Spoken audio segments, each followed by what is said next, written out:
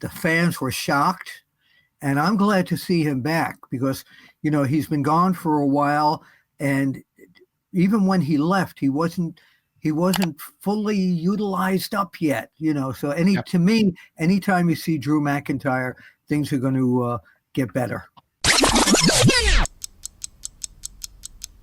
Hello again, everybody, and welcome to an all-new The Wrestling Time Machine here on Sportskeeda. Of course, you can find us on WrestleBinge, under Sportskeeda's WrestleBinge, and also on Patreon. If you pay a little tiny fee, you can get on there and enjoy some exclusive content that you'll only find on Patreon, and that's on Backstage Pass from Sportskeeda.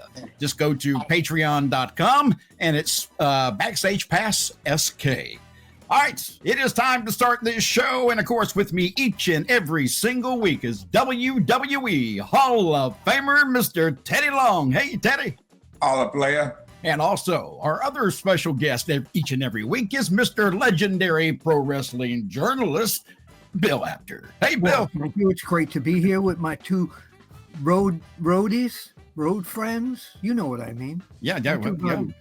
Yeah, I don't. Yeah, we make him drive. That's right. Teddy only flies planes or rides trains. And I'm going to get my license eventually. You think you know all the wrestling stories? There's more you haven't heard yet. Join us on Backstage Pass. Hey, look, did you guys have a chance to see Monday Night Raw last night? Well, I looked at some of it. I didn't look at all of it. I looked at the opening with I saw it all from CM Punk, and then I come back again and I saw the confrontation with Seth Rollins and the Bloodline guys. I looked at one of the ladies' matches too. I saw last night, but like I said, I didn't see it all, but I did get a chance to watch that, and then basically. I was really watching because I think I talked to you and Bill last week, and I told him there's no way you can break the New Day up without having Big E. Oh, yeah. You got to break. You know what I mean? And so they did do that, and I thought the way that they handled it, I thought it was really good. Oh, it was great. Breaking up is... I wanted to kind of point this out, too. I have to review SmackDown, and I do that every Friday with Vince Russo on Patreon that we were just talking about. Man, these are two different shows. If you're watching SmackDown and you're watching Raw, the good stuff's happening on Raw right now. And I'm just going to tell you straight out, last night's program on Raw, it had me entertained. It kept me holding through the entire program once I started watching, because Teddy actually contacted me and I hadn't started watching at that point. In fact, I cut him off. I was like, don't tell me about the promo, because he was trying to tell me a little bit about what happened in the beginning, but I hadn't had a chance to see it. But when I started watching the show, it was easy to watch. And sometimes it feels like it takes forever to watch a SmackDown episode of 2 hours. And it's better at 2 hours, Monday Night Raw. Absolutely is. Yeah, really. I don't think it's going to stay that way. But I did think it was a great show by WWE, one of the better shows I've seen from them. And again, I only see SmackDown most cases, and I see occasional bits and pieces of Raw. But Raw is so much more entertaining and more fun to kind of keep up with. I just want to clear up, because you keep mentioning last night, and I don't know when people are going to be watching this. So it was the November, what's today's date? It was the December 2nd. December 3rd. December 3rd. It was the December 2nd show, yes. Yes, yeah. Yeah, and on that show, let's talk about one of those things that happened on the show. We now know that Drew McIntyre is back in WWE. He took out Sami Zayn, and kind of curious, where is this going to lead to, Bill? Well, I think Drew was brought back earlier than anticipated. I think he was going to come back during the Royal Rumble, but with the injury that happened to Bronson Reed coming off that cage at the Survivor Series, I think they needed to slip somebody in there who was going to give a buzz to the company again, and he was definitely the right man. I mean, I saw him coming into the ring. I didn't know who he was because he had he did the hood thing, and and when I saw him attack Sami Zayn, there were so many changes and attacks. You can't tell who's a face and who's a heel without a scorecard at this point. Very crazy. I enjoyed every bit of it. I enjoyed with Drew McIntyre coming back. I did think that Joe Tessitore, am I saying his last name correctly, by the way? Yeah. Okay. Joe gave it away because before he even pulled his hood off, he's already saying, "Oh, he's telling everybody exactly that's Drew McIntyre," and it's let him get his mask off first. Yeah. But outside of that, I thought it was a really good show. I tell you one thing, and Bill can attest to this. If Vince had been in that gorilla position and he said that before he got that mask off, brother. Yeah, because the anticipation for the viewer, you've got to hold back some. You gotta take your time, you know what I mean? That's the whole thing, the reveal. So if you're gonna tell it, why reveal it? I didn't notice that. Mac, I didn't notice that. I didn't notice that he said that. Yeah, so. he did. And, it was just a few seconds early. That's all. But I mean, you could tell at that point, it's like, okay, he's got a script laid out in front of him, and he's already just kind of getting his stuff out there before he can. I do want to bring up one more thing. There was a match. Before you do, just to go on the Drew McIntyre thing, the fans were shocked, and I'm glad to see him back because he's been gone for a while, and even when he left, he wasn't fully utilized up yet, so to me, anytime you see Drew McIntyre, things are going to get better. Let me ask you two something. This is something that I noticed last week when I was watching SmackDown during the main event where they were trying to decide who would have the advantage in the War Games match at the PLE. It was Jacob Fatu versus main event Jey Uso. During that event, during that match, it was a great match, physical match, and it was a very vocal match. And there was two places that were, one was good, one was bad. First of all, the bad. Michael Cole and the other guy, Corey, that works with him, they need to learn to shut up sometimes. They kept talking about everything else but the match. And I'm trying to get involved in this match because it's really good on the screen. But what they're talking about has nothing to do with what's happening in the ring.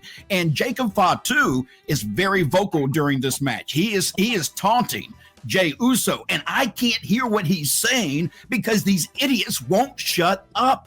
Ooh. Is there somebody in WWE right now that has control of saying, guys, lay back, don't talk? There has to be someone in their ear, but they have a certain amount of things that they have to get out within that 2-hour period of time. So whose fault is it that they having to spew so much information during a match? Whose fault is it? Yeah. The people that lay out the show.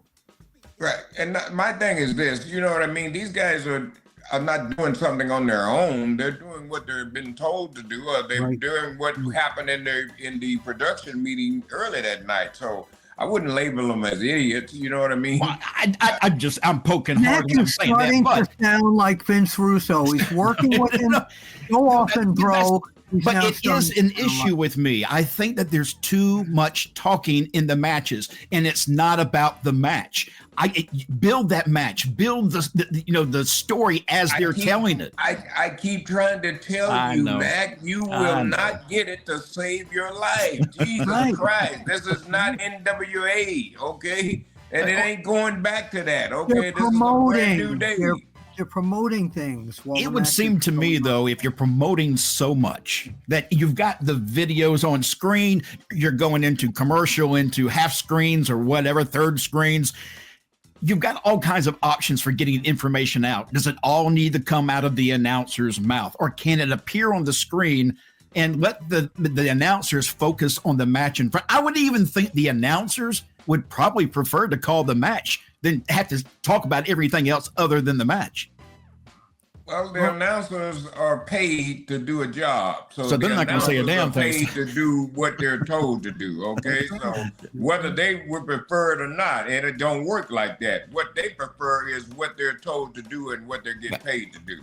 Subliminally, the next day, you may hear that announcer in your head talking about whatever product it is or whatever upcoming thing it is, and you didn't even know you really heard it, but It's there. But You know I what didn't get to mean? hear Jacob Fatu either. So see, that's the bad thing. I wanted to hear Jacob Fatu. Well, Jacob maybe Fatu- you just wanted to hear Jacob Fatu. So No, that's I think what when I'm saying. when you got somebody like that, I would think you'd want to highlight them taunting somebody and they actually pick up the sounds of two guys having a brawl, and it felt like it was disconnected. Okay, Well, I'll Yeah, shut but up. like Teddy said, you're thinking this almost like the old NWA, where this is what they did. They Well, just and here's wanna- another thing that they do too. Sometimes when they're doing stuff like that, that's did for a reason. Maybe they didn't want you to hear what they were saying. So maybe that's they true. can go back to that maybe next week on the show. Well, hey, as Michael Cole and the guy were talking there was a confrontation or some kind of something going on between Jacob Fatu. We don't know what they said, but we did get a little bit of it or something. Here's what they, you know what I mean? You can always use that. Yeah, you want to hear Jacob Fatu going Salabala, Oda, Abala, right? Hey, by the way, what is that favor CM Punk is going to get from Paul Heyman? What do you think, Teddy? I have no idea. You know Heyman. He's treacherous and up to no good. So ain't no telling what that favor will be. But it'll work. I guarantee in the end it'll work out for Paul Heyman. Bill, what do you think that favor may be? Well, it's not going to be a package of Tic Tacs. I know that. No. I think the thing, Tic Tic Cracks. Cracks. That's right. It's actually upstairs. I left it upstairs. I think that CM Punk is going to tell Paul Heyman that he wants a match against Roman Reigns and to set it up because he wants to end this once and for all. I think that's where he's going with this. I thought after the interview between CM Punk and Roman Reigns, where they were in the trailer, I guess, and Paul Heyman was kind of the mediator between the two of them when they were having this little cinematic piece, it's a sit-down interview.